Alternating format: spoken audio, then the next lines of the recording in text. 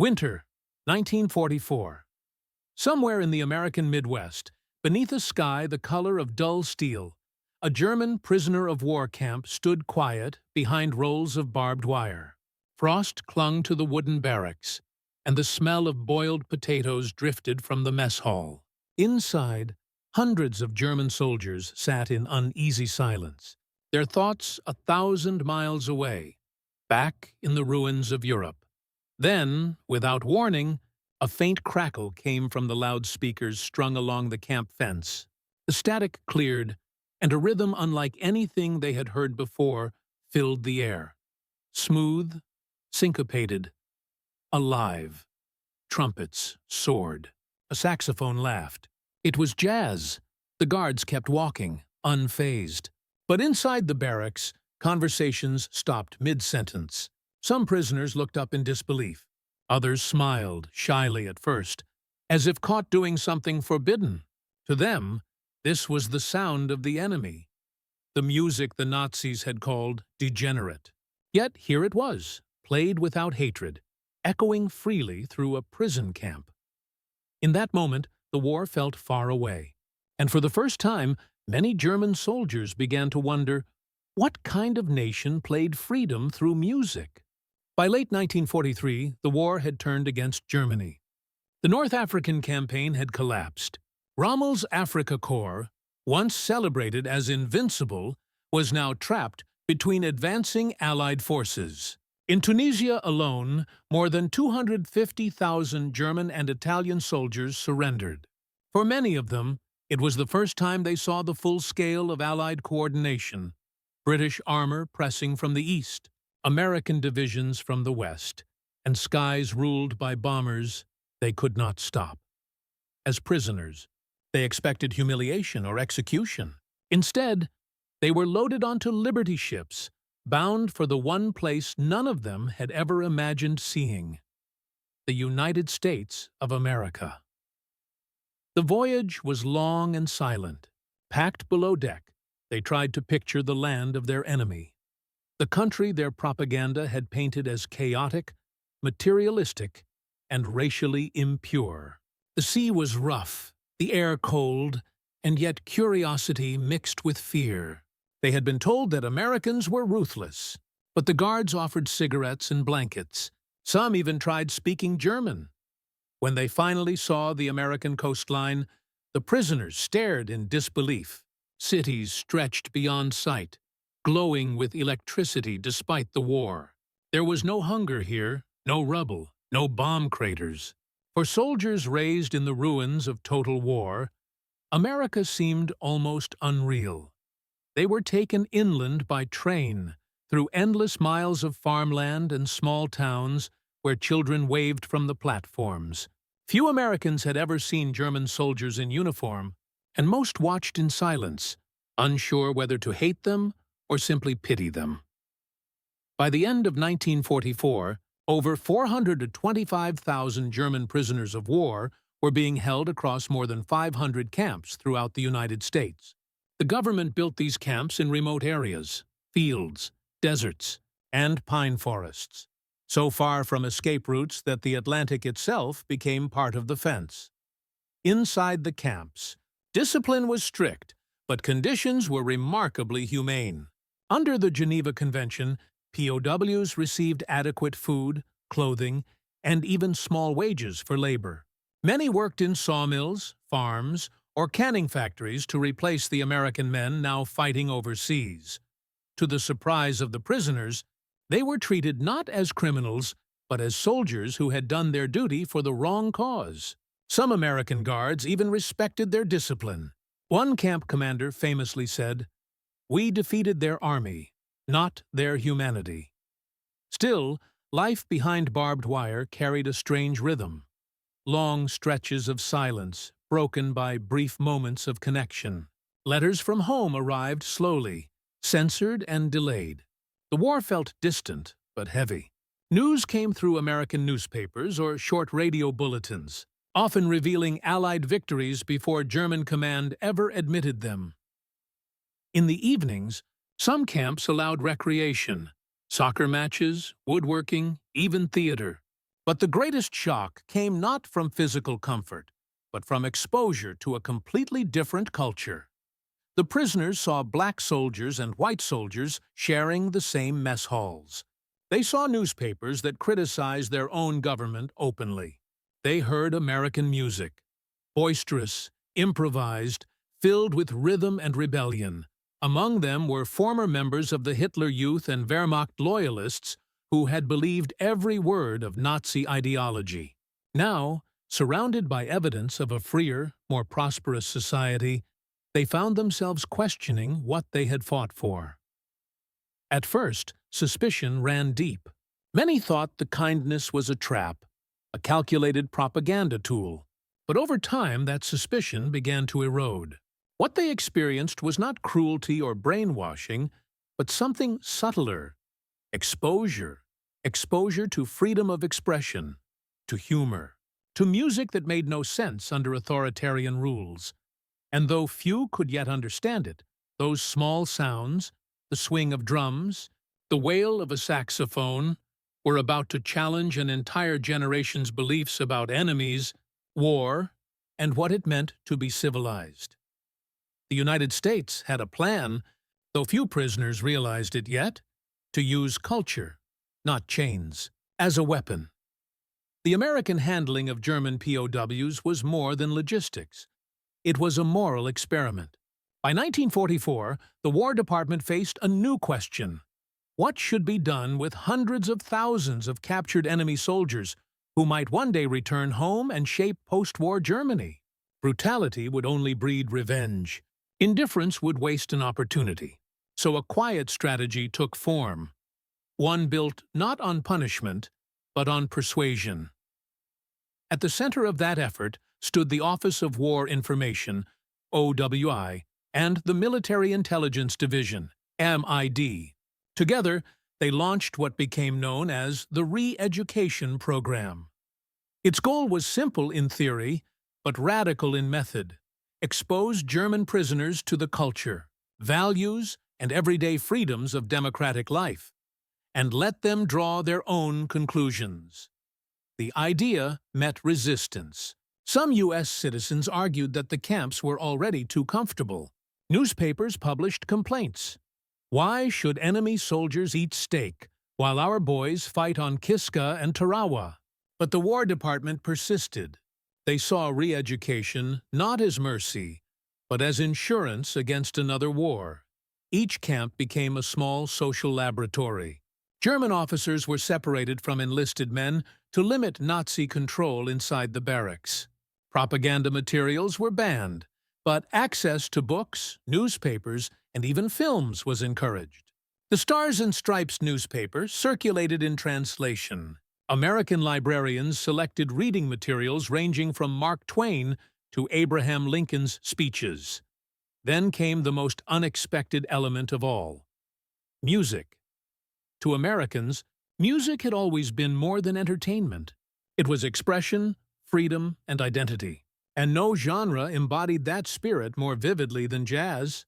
Born from African-American creativity, jazz carried the rhythms of struggle and improvisation, qualities completely alien to a totalitarian state. In Nazi Germany, jazz had been labeled Entartete music, or degenerate music, banned for its association with racial impurity and un-German rhythm. Listening to it could lead to arrest. But in the United States, jazz thrived. Its syncopation filled dance halls, its swing lifted wartime morale, and its stars, Duke Ellington, Count Basie, Glenn Miller, became cultural ambassadors of liberty. American camp officials began to play jazz records through loudspeakers and radios inside POW compounds, often during leisure hours or after work details. At first, the prisoners were confused. Some laughed, some turned away. A few muttered that it was "nigger music," echoing Nazi propaganda. But others listened, curious, hesitant, almost mesmerized. One German soldier later recalled in an interview, "It was strange, like hearing a new language made of rhythm. We were supposed to hate it, but we couldn't." The OI realized something powerful was happening. Jazz, without a single political slogan, was doing what pamphlets and speeches could not. It was showing the prisoners a world built on freedom. Freedom to create, to improvise, to mix influences without fear. Soon, entire cultural programs formed around this idea. German POWs were encouraged to publish their own camp newspapers, stage plays, and even form small orchestras. The content was lightly guided by American officers, steering conversations toward democracy, human rights, and post-war rebuilding. In some camps, jazz bands emerged, playing with instruments supplied by the U.S. Army or the YMCA. This soft form of persuasion spread quietly. Behind the barbed wire, men who had once marched under the swastika began discussing books, debating politics, and requesting more of that strange, forbidden music. To American officials, this was victory on another front. Not over soldiers, but over ideas, and so, in the months before Germany's final surrender, as Allied bombers pounded cities across Europe, a different kind of sound was rising in the American heartland. Clarinets, trumpets, and drums, all echoing across camps surrounded by snow and pine. The same men who once fought to silence that sound were now hearing it daily, and soon they would begin to listen differently. The human angle inside the barbed wire, the war slowed down. The noise of battle was replaced by something quieter. Time. German POWs, many still in their 20s, now had endless hours to think. The war that had once consumed their purpose was over for them, at least personally, even as it raged elsewhere. Some clung to ideology. Others simply missed home. What united them all was uncertainty. Letters from Germany were few, censored, and often months old. They spoke of bombings, shortages, families scattered. For many prisoners, guilt grew heavier than fear. They had survived while their comrades still fought or died. That emotional fatigue made them more receptive to the smallest gestures: a fair guard, a kind cook, or a song carried on a radio. When jazz played, it was more than background sound. It was a reminder of life, of rhythm, laughter, and freedom. Things war had stripped away. Some German soldiers began to describe the music as foreign but alive. The brass and drums stirred memories they couldn't name, while the improvisation reflected something long forbidden in their world: individuality. In Germany, everything had rules: art, speech, even thought. Here, in captivity, they discovered that freedom could have structure without tyranny, rhythm without command.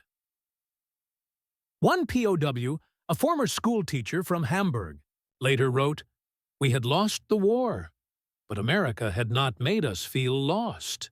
The music, it showed us what winning differently might mean. It wasn't sympathy for the enemy that softened them.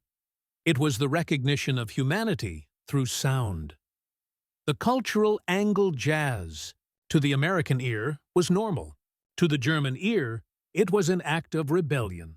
Under Nazi rule, art had been stripped of spontaneity.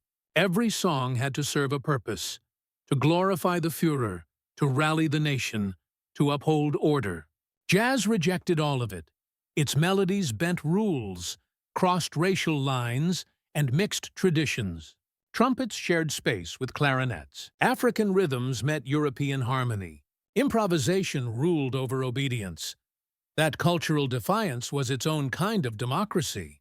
And when the POWs heard it, many felt a strange attraction to its unstructured beauty, precisely because it was what their own regime had denied them. For African American soldiers stationed near the camps, this irony ran deep.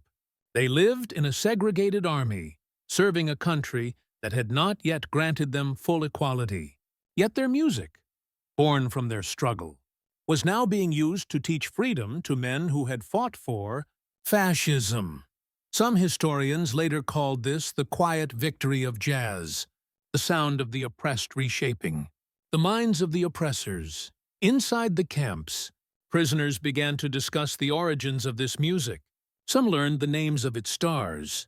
They heard recordings of Benny Goodman, Artie Shaw, and Louis Armstrong, all band artists back home. Slowly, admiration replaced prejudice. In one camp in Oklahoma, a small group of German POWs even started a swing band.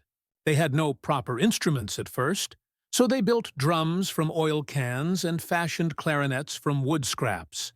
They called themselves the Rhythmers. When they played, even the guards stopped to listen. The transformation wasn't instant, but it was real. Jazz had done something propaganda never could. It made the prisoners curious instead of defensive. The American angle for the Americans running the camps. The power of music was both strategic and instinctive. They understood that war wasn't only fought on the battlefield, but in the mind. Every soldier behind barbed wire was a potential messenger to post-war Germany. How he returned, bitter or changed, would shape the peace to come. Jazz became one of the most subtle tools in that process. It wasn't imposed. It was simply present, in the canteen, on the radio, at camp gatherings. Unlike lectures on democracy or posters about freedom, jazz required no translation. Its message was emotional, universal. Commanders noted that camps where cultural exposure was encouraged saw fewer escape attempts, fewer riots, and higher morale among both guards and prisoners.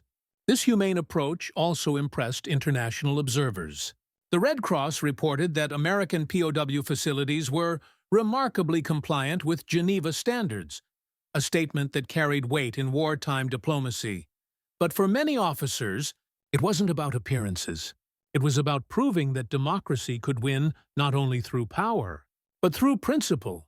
An American colonel at Camp McCoy reportedly said, "If these men leave here believing that freedom creates better men than fear, then we've already won." In that sense, every jazz record played across the loudspeakers was more than music. It was a quiet declaration of confidence. The idea that sound could carry freedom fascinated the Germans. They began asking questions about America, its people, and its contradictions. Some even debated whether such cultural openness could exist in Germany after the war. And that, the Americans hoped, was the beginning of something larger. A conversation about rebuilding not just a nation, but a conscience. The stage was set for transformation, but it was still fragile. The real test would come when that music moved from curiosity to revelation, when it changed not only how the prisoners listened, but how they thought. The German perspective. For many German POWs, the first months in America were filled with confusion. They had been taught that the United States was a decadent land, weak, materialistic, and without culture. Yet the people they saw were confident, organized, and surprisingly kind. The shock went deeper when they realized that their captors were not consumed by hate. Music, especially jazz, deepened that contradiction. It challenged everything they had been told. Nazi ideology had declared this music corrupted by the Negro and the Jew, unworthy of a civilized nation. Yet here it was, broadcast freely, loved by millions, and played by musicians of every race. And it sounded good. Many POWs began to question what else they had been wrong about. If their government had lied about music, could it have lied about more? About people? About war itself? Some tried to resist the thought. They called jazz enemy noise, a trick to soften them. But others, especially the younger ones, found it impossible not to be moved. The rhythm was infectious, the solos unpredictable, the energy undeniably human. One former U-boat sailor later recalled, "It was like someone had opened a window in a room we didn't know was dark." Gradually, listening sessions became communal. Men who once quoted Nazi slogans began tapping their feet. The same barracks that once echoed with marching songs now hummed with swing tunes borrowed from American records. For the first time, these prisoners began to feel that their captors were not monsters, but people living by a different, freer rhythm. That realization did something no weapon could. It replaced fear with understanding. The propaganda angle. The U.S. Army recognized the subtle power of this transformation. What began as casual exposure soon evolved into an organized effort. The War Department's Psychological Warfare Division created educational programs within several camps, built around culture and information rather than coercion. In 1944, the Special Projects Division of the War Department introduced a publication called Der Ruf, The Call, a German-language newspaper written by carefully selected anti-Nazi POWs for their fellow prisoners. Its articles discussed democracy, tolerance, and Reconstruction. It became a quiet success. Music worked alongside this effort. In some camps, radio's broadcast programs titled Music Behind Barbed Wire curated playlists that mixed classical pieces with American jazz and swing. They were presented as entertainment, not indoctrination. But the message was clear. Art was free here, not controlled by politics. Meanwhile, back in Germany, Goebbels's propaganda ministry was still denouncing jazz as cultural poison. Ironically, many POWs who once believed that message were now living proof of its failure. They had heard the enemy's art and found it liberating rather than corrupting. Not all prisoners accepted it. Hardline Nazis still tried to enforce loyalty inside the camps, creating secret order groups that punished dissenters. But their control weakened over time. The more prisoners engaged with American culture, the less power those extremists held. By late 1944, several U.S. intelligence reports noted a visible shift in camp morale. One officer described it as a slow but steady erosion of totalitarian thinking. Another wrote, "They are starting to laugh more." That may be the most telling sign. For the American strategists, that laughter was victory. It meant that the enemy was not just defeated militarily, but emotionally, disarmed by exposure to freedom itself. The psychological angle psychologists studying POW behavior later described this period as one of cognitive dissonance under confinement.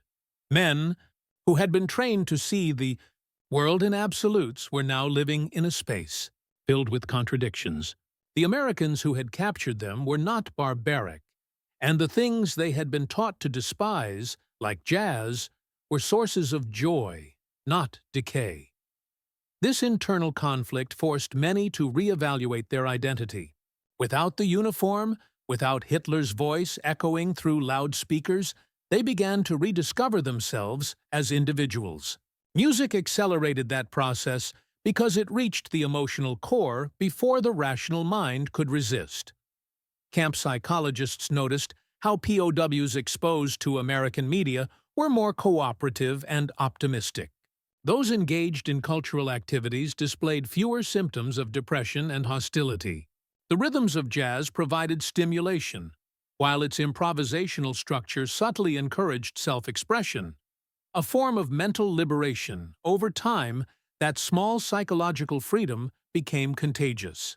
A soldier who began tapping his foot to Glenn Miller might later volunteer for camp work, join a discussion group, or write for Der Ruf.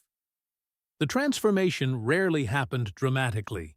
It unfolded in small human moments, an act of curiosity, a song hummed after lights out, a guard offering a record to a prisoner who had learned to play.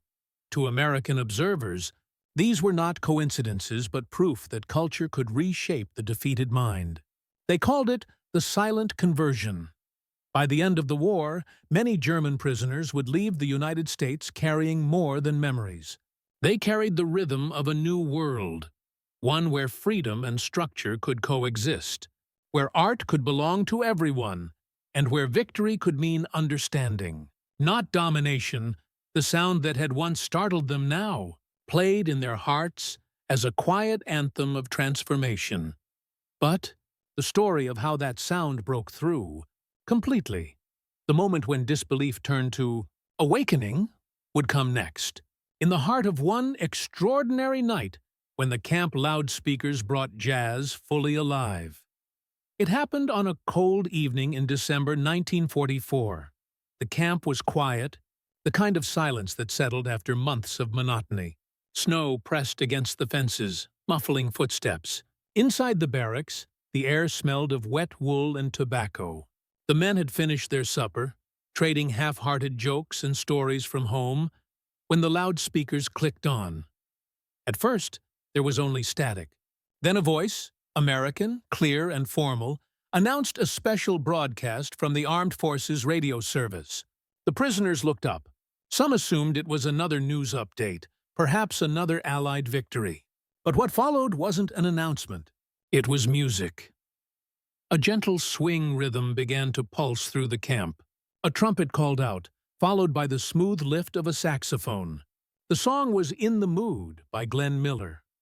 For a few seconds, no one moved. Then a few younger men grinned, exchanging puzzled looks.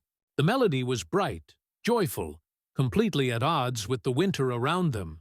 In one corner, a former infantry sergeant muttered, "Amerikanische Tanzmusik," American dance music. The others nodded, unsure whether to laugh or listen. The guards didn't interfere. They stood by the gates, hands in their pockets, letting the record play. Within minutes, the music filled every corner of the camp. It seeped through the barracks walls, past the wire, into the night air. Even those who had sworn never to listen to enemy music found themselves drawn in. Some began tapping their boots. A few hummed along softly, embarrassed yet unable to resist. It wasn't just the rhythm, it was the feeling. The music seemed alive, spontaneous, unpredictable. It swung between order and freedom, between precision and play. And in that contrast, the men heard something they had never known. A sound that didn't obey, yet somehow belonged. When the track ended, another followed. Moonlight Serenade. The camp grew still. For the first time in months, nobody spoke. The song carried warmth, nostalgia, even tenderness. Men who hadn't allowed themselves to feel for years now found their defenses quietly dissolving. One prisoner, a musician before the war, later said, "That night, I remembered who I was before uniforms and orders. It felt like the world breathing again." The officers noticed it too. They saw hardened soldiers, men who had survived North Africa and Normandy, sit quietly, their eyes reflecting something softer. It wasn't defeat.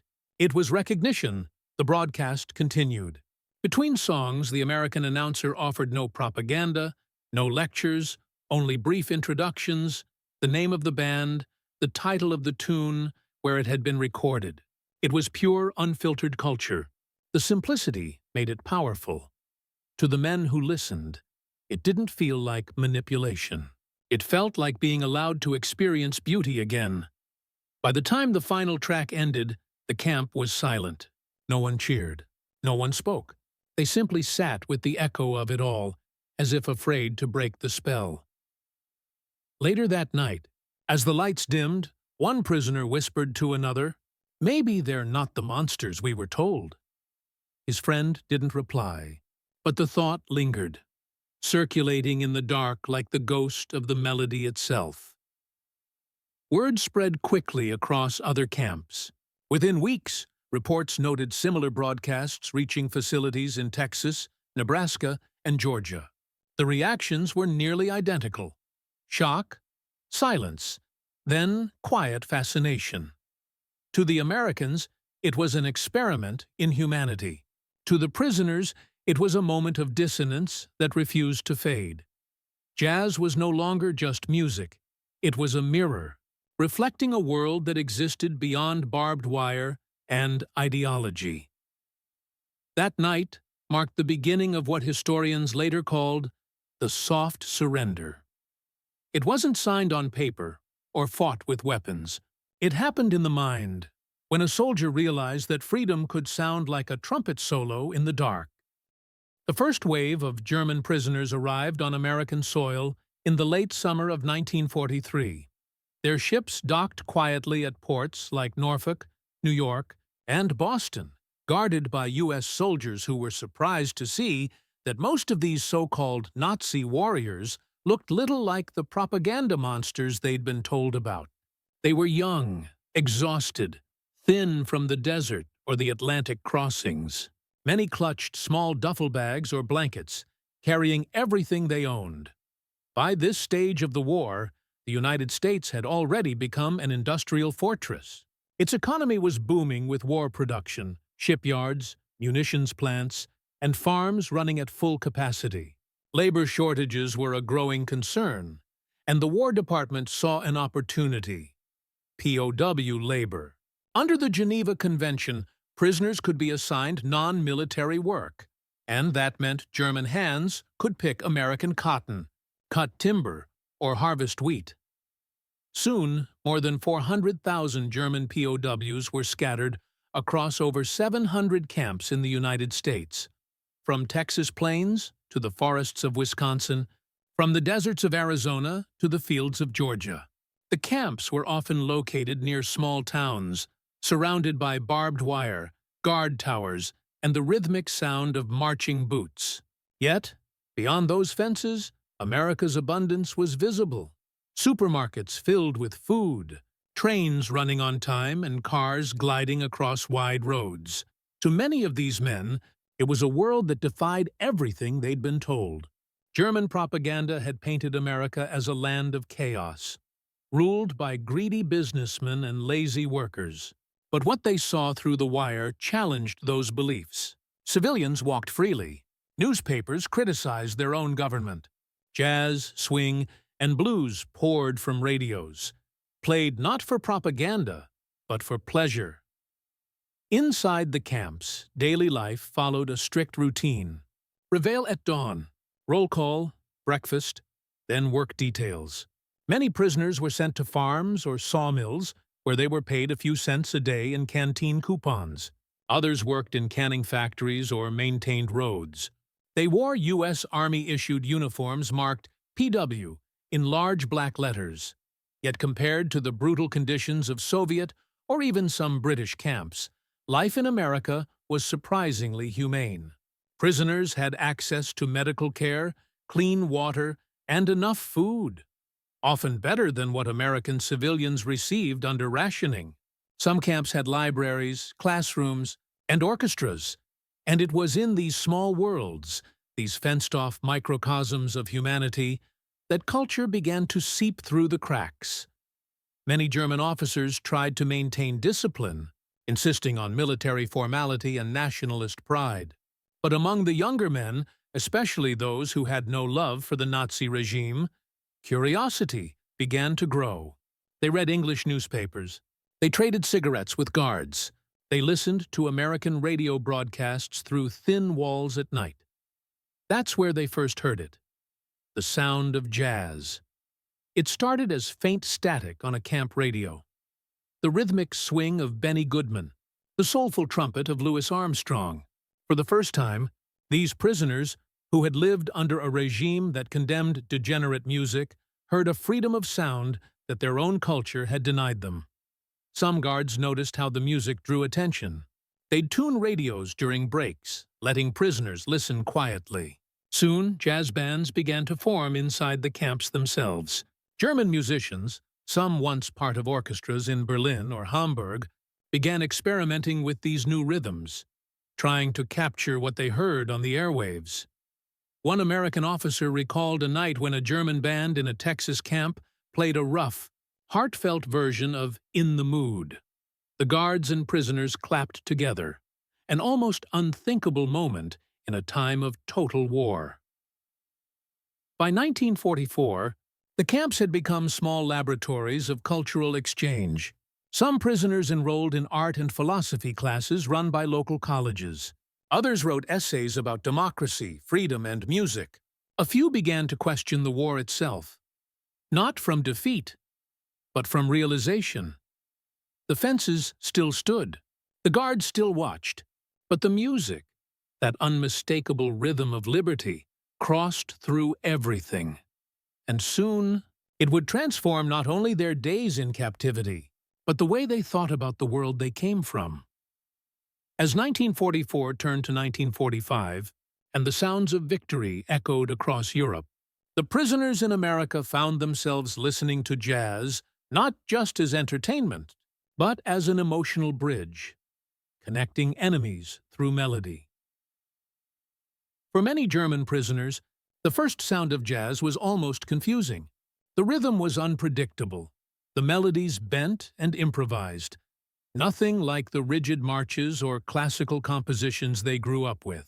In Nazi Germany, such music had been branded Entartete music, degenerate music, suppressed because it was rooted in African American culture and Jewish composers. But here, in an American prison camp, that same forbidden sound was playing freely on government-issued radios. Inside Camp Swift in Texas, a guard remembered how silence fell each evening when the radio came on. Dozens of German prisoners leaned forward, faces tense, eyes fixed on the speaker as if decoding a message from another planet. Some smiled awkwardly, unsure if it was acceptable to enjoy it. Others tapped their boots, barely realizing it. What they were really hearing was freedom, not in words, but in rhythm. That freedom carried an emotional weight far greater than any leaflet or lecture could deliver. Jazz was alive. It was unpredictable. It spoke to human emotion rather than command. For men who had lived under a regime that controlled even their art, this was a quiet revelation. In a letter smuggled out of a Louisiana camp, one prisoner wrote, "I did not understand the music at first. It seemed chaotic. But then I realized it was the sound of people who are allowed to feel." Many of them had been soldiers of Hitler's armies, raised in obedience, trained to suppress individuality. Now, through jazz, they discovered what unchained expression sounded like. It wasn't political. It wasn't about victory or defeat. It was simply human. And slowly, that humanity began to soften the edges of enmity inside the barbed wire. For the Americans who ran or lived near these camps, the experience was equally surprising. Most guards were reservists, or older men too old for frontline service. Many had been raised on the swing era. Glenn Miller, Count Basie, Duke Ellington. They didn't see jazz as propaganda. To them, it was home. Some guards brought portable radios to their posts, letting the music spill over the fences. A few even taught the prisoners how to play American instruments, saxophones, trumpets, and drums, instruments that had once accompanied war parades, now filled barracks with laughter and off-key tunes. Farmers who employed POW labor began to notice changes too. When German prisoners worked in the fields, they often sang, at first, old marching songs, but over time their melodies shifted. The rhythm became looser. They began humming American tunes they had picked up from the radio. A Georgia farmer later told a local newspaper, "They came here with the pride of soldiers, but after a few months they whistled like American boys." That shift didn't go unnoticed by the War Department. Psychological officers realized that music, especially jazz, was soft power in motion. Unlike pamphlets or lectures, it didn't preach democracy. It showed it. And so, in many camps, music programs were encouraged, even organized. One officer wrote in a report, "We do not aim to convert the German prisoner by argument, but by experience. Jazz, newspapers, and fair treatment accomplish more than lectures on freedom ever could." The war for hearts and minds, it seemed, was being fought not with rifles, but with records. To understand the impact of jazz on German POWs, one must understand what it represented at the time. By the 1940s, jazz had become America's most powerful cultural export. Energetic, modern, and self-confident. It blended races, challenged hierarchy, and celebrated individuality. Every note was an act of improvisation, the antithesis of authoritarian order. In Nazi Germany, jazz had been silenced for that very reason. The regime viewed it as a threat to its ideology, music that could not be controlled, measured, or militarized. Goebbels's propaganda ministry labeled it a tool of Jewish decadence. Yet underground, German youth known as the Swingjugend defied those bans, hosting secret dance parties and listening to smuggled records. So when German soldiers, now POWs, heard jazz again in America, it wasn't entirely foreign. Some had once risked punishment for listening to it in Hamburg or Cologne. Others had only heard whispers of it. But in the open air of the American plains, the music no longer needed to hide. It played proudly, broadcast nationwide, echoing across the camp fences. In that sound, the prisoners heard what modernity felt like, a world that had moved on from the strict old order of kings, flags, and fear. To them, jazz was the voice of a society that thrived on difference, where black and white musicians played together, where creativity mattered more than conformity. That realization planted quiet seeds. Some of those prisoners would later return to Germany and become part of the post-war cultural rebuilding. Radio producers, teachers, musicians. Many credited their first exposure to jazz in American camps as the moment they began to see the world differently. Through music, a bridge had formed, fragile but real. On one side of the wire stood the victors, on the other, the defeated. Yet for a few moments, when a trumpet soared or a saxophone cried, the barbed wire blurred. And as that bridge of rhythm stretched between enemies, something deeper began to change. In how they saw each other, and in how they understood freedom itself. The next stage of this story shifts from emotion to structure, exploring how both sides used that music strategically. The Americans as a tool, and the Germans as a means of survival and identity. Behind every fence and guard tower, war didn't vanish. It only changed form. For German prisoners, captivity wasn't just physical, it was mental. They had lost the war of movement and gunfire, but the war within, of belief and identity, still raged. Many of them had spent years under a totalitarian regime that told them who to be, what to think, and even what to feel. Their world had been uniform, structured, disciplined. Every song, every film, every newspaper served a purpose, to mold loyalty.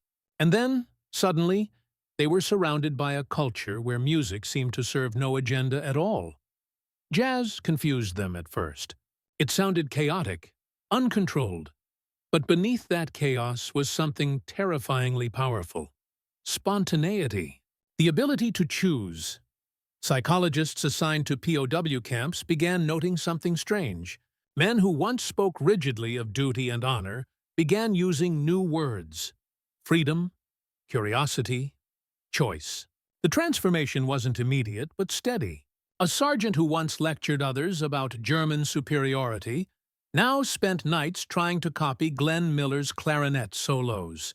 Another, who had been a Hitler youth leader, admitted in an interview, "I never understood why one note had to follow another until I heard jazz."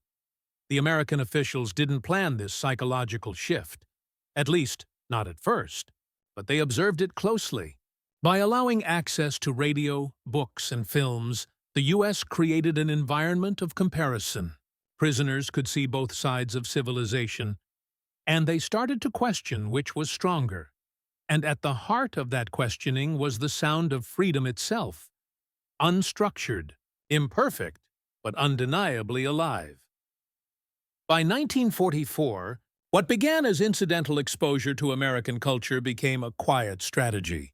The War Department, along with the Office of War Information, OWI, realized that POW camps could serve as classrooms of democracy. Instead of punishing prisoners, they could teach them. Not with lectures, but with experience. Educational programs began appearing in camps across the country. The goal wasn't indoctrination, but reorientation. Films like Why We Fight were screened in mess halls. German-language newspapers written by anti-Nazi prisoners were printed under American supervision. And always, in the background, was music, the soundtrack of a free world. Jazz, folk, and swing became tools of influence. When prisoners saw black and white musicians performing together in U.S. broadcasts, It cracked one of the deepest pillars of Nazi belief: racial superiority. For the first time, they were witnessing what racial cooperation looked like, not as propaganda, but as everyday normalcy. Some German officers tried to resist this soft power. They held secret meetings, forbade listening to American broadcasts, even punished younger prisoners for humming swing tunes. But the music was too infectious, too persistent. It drifted across camp yards, over barbed wire, and into the barracks. You could not stop a saxophone with orders. In reports from the time, one camp commander noted, "The radio is our most effective ambassador. It speaks without translation." It was no longer just about morale. It was about shaping minds. The Americans were fighting the future, ensuring that when these men went home, they would carry something more valuable than bitterness: a memory of liberty, carried through melody. War dehumanizes. It turns individuals into enemies, uniforms into targets. Yet, inside these American camps, the lines between captor and captive sometimes blurred. Guards and prisoners might still salute each other formally by day, but at night, when jazz played through a shared speaker, something universal emerged. One guard in Camp Shelby recalled a quiet night in 1945. A group of German musicians was practicing Moonlight Serenade. The guard leaned against the tower rail, listening. When the final note faded, he applauded, softly. The prisoners looked up, surprised.